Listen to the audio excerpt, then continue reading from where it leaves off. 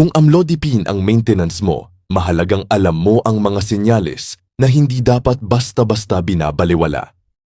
Maraming umiinom ng gamot na ito para makatulong sa pagkontrol ng mataas na presyo ng dugo, ngunit may ilang pagbabago sa katawan na nararapat bantayan habang iniinom ito.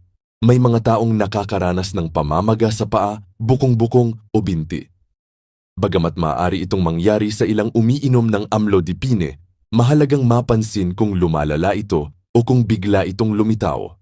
Ang patuloy na pamamaga ay dapat maipaalam sa iyong doktor upang masuri kung may kailangang baguhin sa iyong gamutan.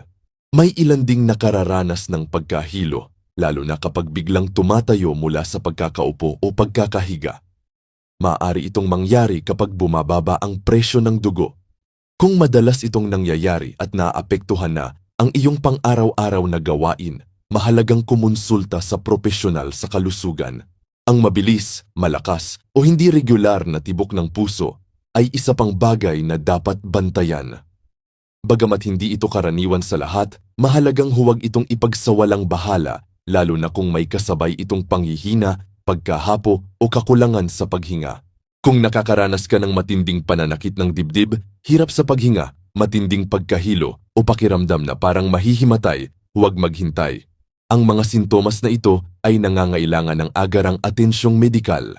Tandaan, ang layunin ng maintenance na gamot ay makatulong sa iyong kalusugan. Kaya mahalagang maging mapagmatyag sa anumang pagbabago sa katawan habang iniinom ito. Ang maagang pagkilala sa mga senyales at pakikipag-usap sa iyong doktor ay makatutulong upang masiguro na ang iyong gamutan ay ligtas at angkop para sa iyo. Ang kaalaman sa sariling kalusugan ay isa sa pinakamahalagang hakbang para manatiling malakas at protektado araw-araw.